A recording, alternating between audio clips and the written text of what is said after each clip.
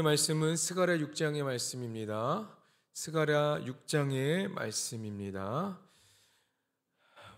오늘 우리에게 주신 하나님의 말씀은 스가랴 6장의 말씀입니다. 오늘도 드라마 바이블로 함께 읽어 나가겠습니다.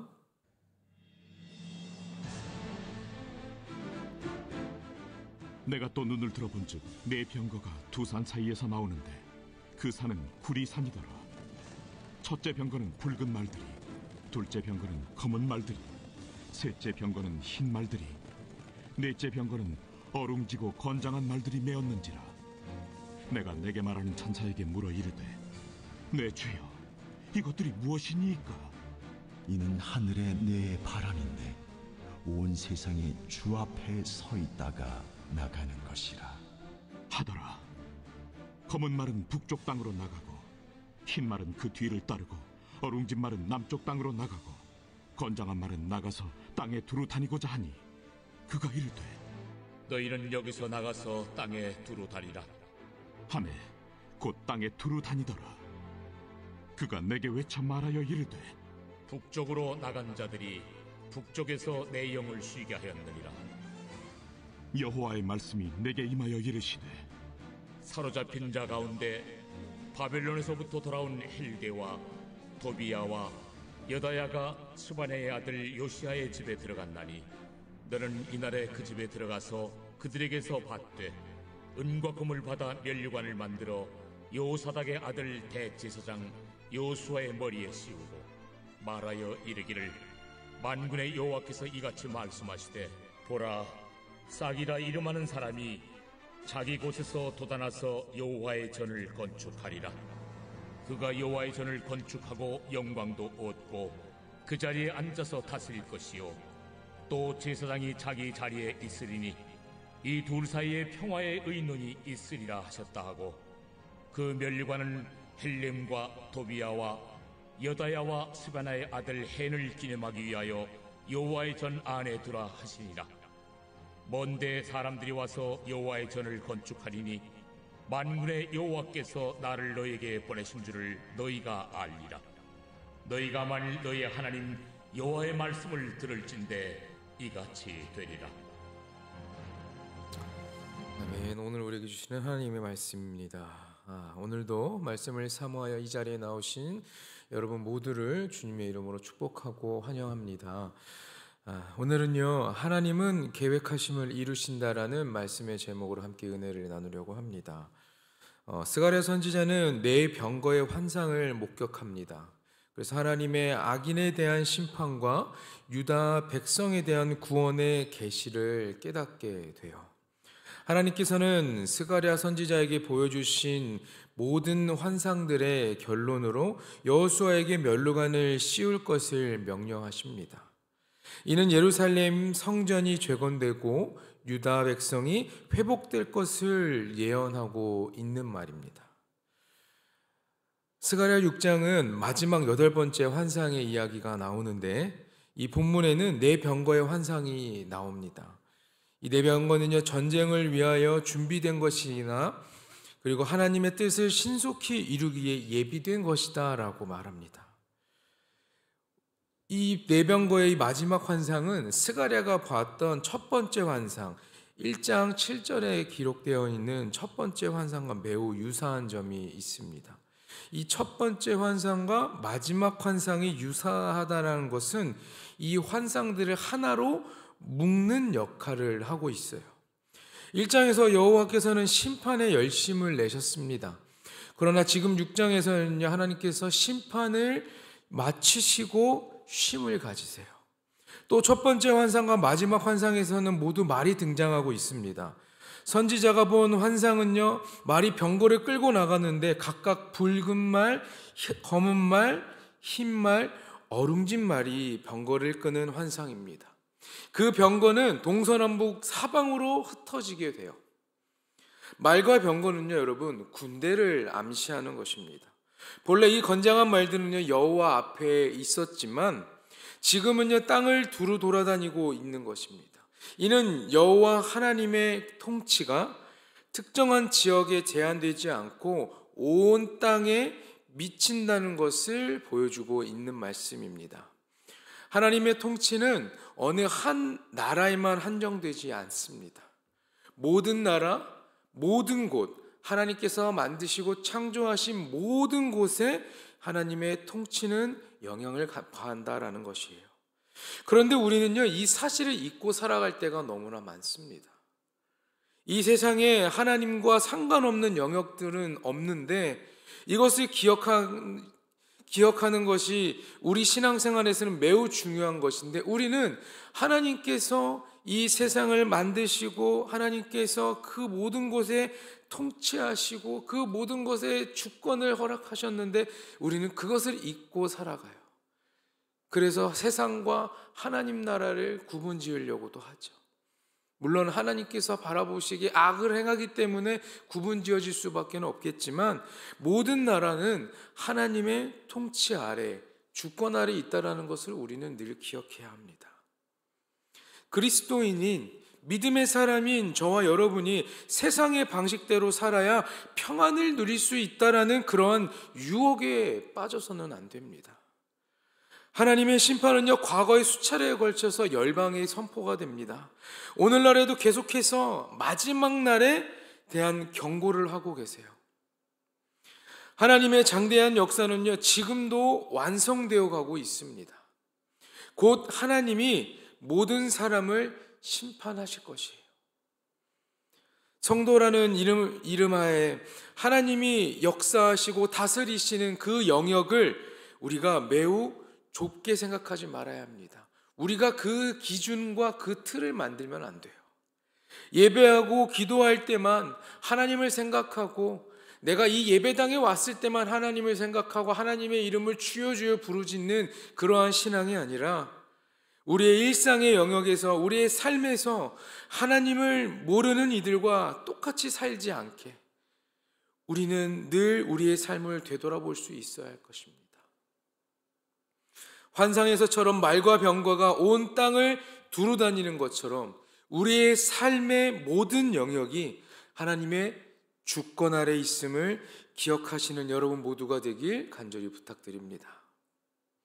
하나님의 통치에서 벗어나는 것은 아무것도 없습니다.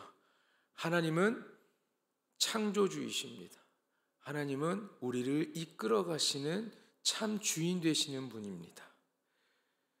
우리가 나의 안위만을 몰두하고 있을 때에도 하나님께서는 그 계획하신 그 뜻을 이루어 가신다는 것을 잊지 마시고 하나님의 사역에 언제나 동참하는 인생으로 복된 삶이 되기를 주님의 이름으로 간절히 축원합니다. 9절과 10절의 말씀을 제가 한번 읽어드리겠습니다. 여호와의 말씀이 내게 임하여 이르시되, 사로잡힌 자 가운데 바벨론에서부터 돌아온 헬데와 도비야와 여다야가 스바냐의 아들 요시야의 집에 들어갔나니 너는 이날에 그 집에 들어가서 그들에게서 받되. 이렇게 기록하고 있습니다.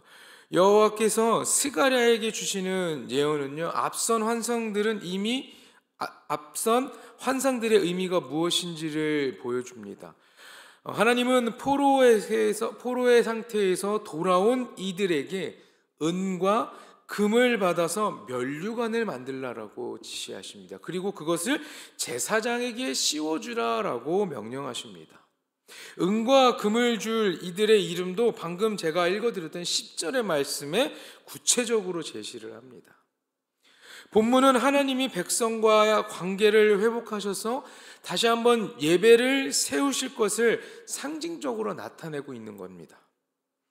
이스라엘 백성들이 애굽에서 종살이하다가 모세와 함께 애굽에서 나오게 되는데, 그들을 애굽에서 건져내신 이유가 무엇인가요?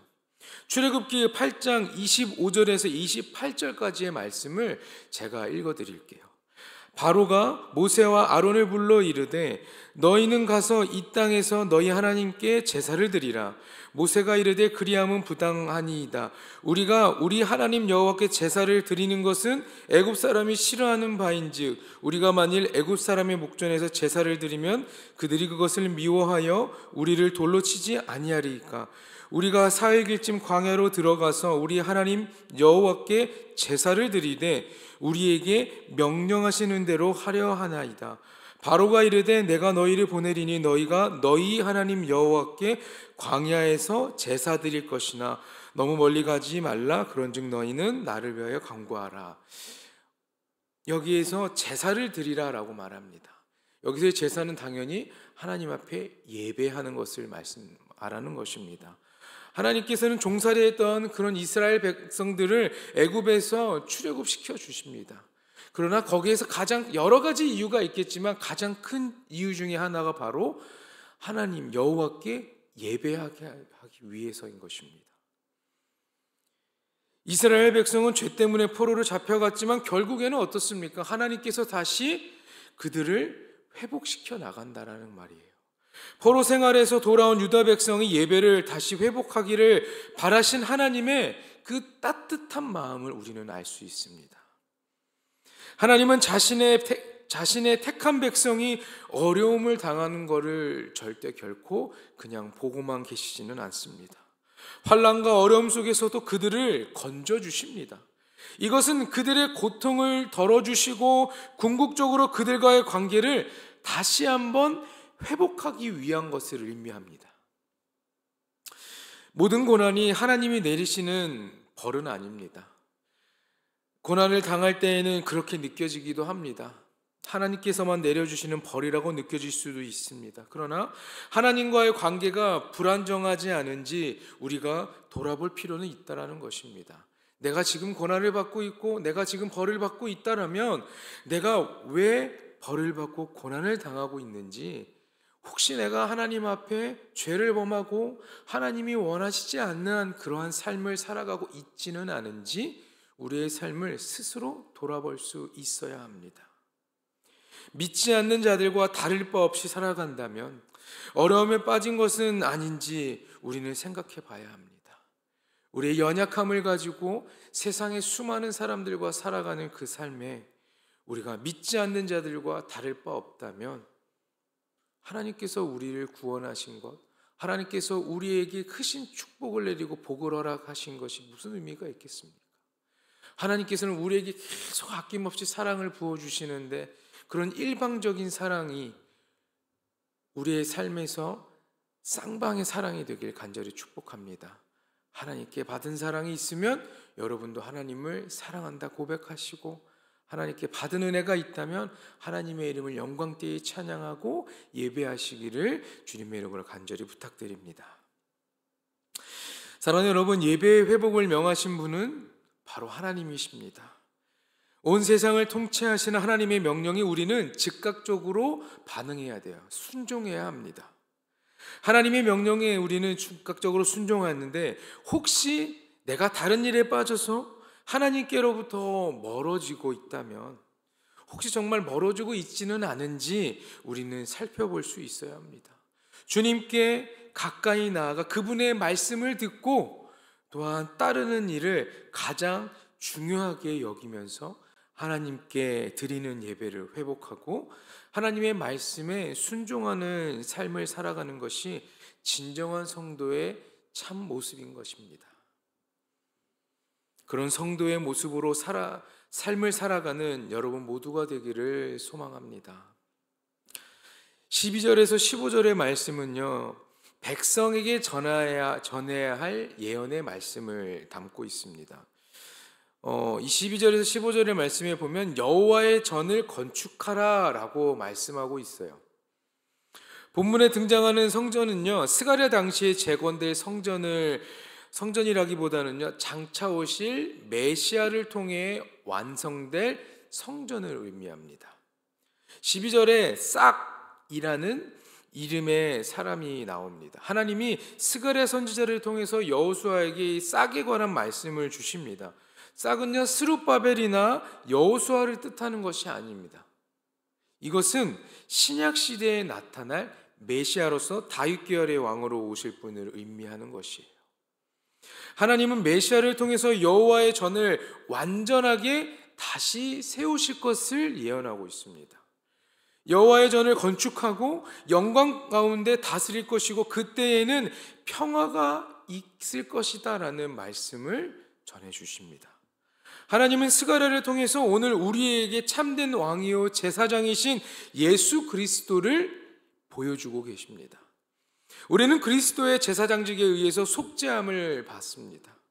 또한 우리는 예수님을 우리의 왕으로, 우리의 유일한 통치자로 고백하는 사람들인 것이에요. 그리고 우리 모두 예수님을 머리로 하여 하나님의 성전을 지어져 가야 하는 것입니다. 하나님의 사역은 한 사람을 구원하고 그의 필요를 채우는데 그치지 않습니다.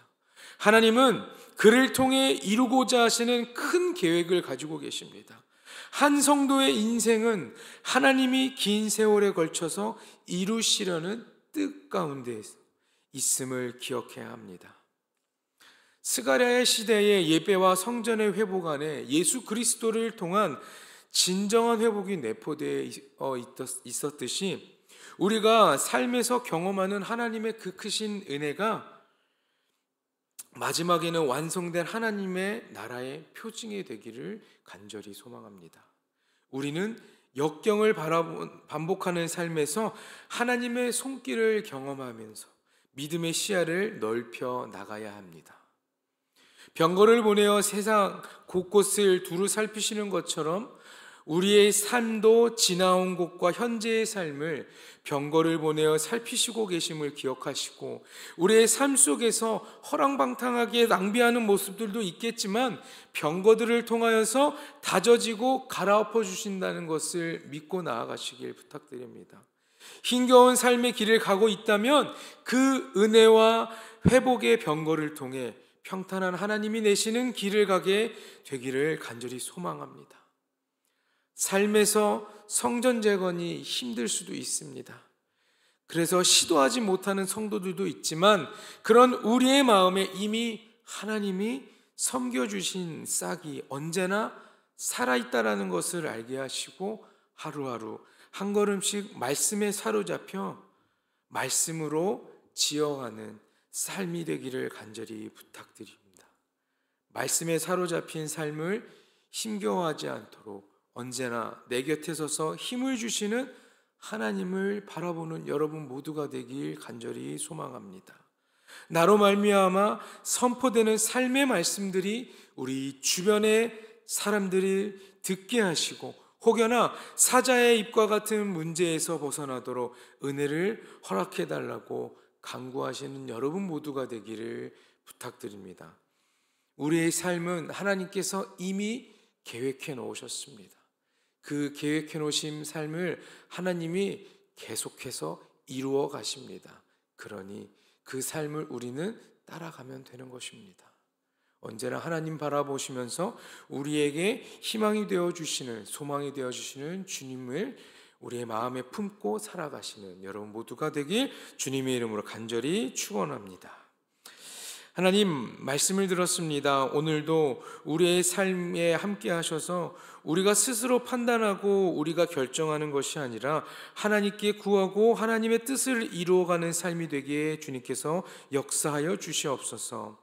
하나님께서 계획하신 것을 스가랴를 통해서 말씀하셨습니다. 그 예언의 말씀을 통하여서 우리가 예배가 회복되게 하신 것처럼 지금의 시대인 우리가 살아가는 이 시대에도 예배가 회복되게 하시고 우리의 믿음이 회복되게 하시고 하나님 메시아를 통하여서 다시 한번 그리스도의 그 사랑을 통하여서 구원받고 주님과 함께하는 삶을 살아가는 우리의 모두의 삶이 될 수 있도록 주님께서 함께하여 주시옵소서. 우리 삶의 유일한 통치자가 예수 그리스도임을 기억하고 고백하며 우리의 모습과 행동을 통해 자연스럽게 그 예수 그리스도의 이름이 선포되는 삶을 살아가게 하여 주시옵소서.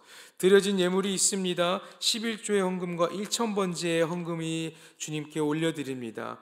예물을 드린 손길을 기억하여 주시고 이 예물이 사용되는 모든 곳에 하나님이 이름이 전해지는 역사를 경험케 하시고 올려지는 기도의 제목들이 속히 이루어지는 역사의 현장에 서 있는 우리 모두가 될 수 있도록 주님께서 함께하여 주시옵소서. 오늘 하루를 살아가는 우리 사랑하는 성도들의 삶에 하나님의 개입하심이 있길 소망합니다.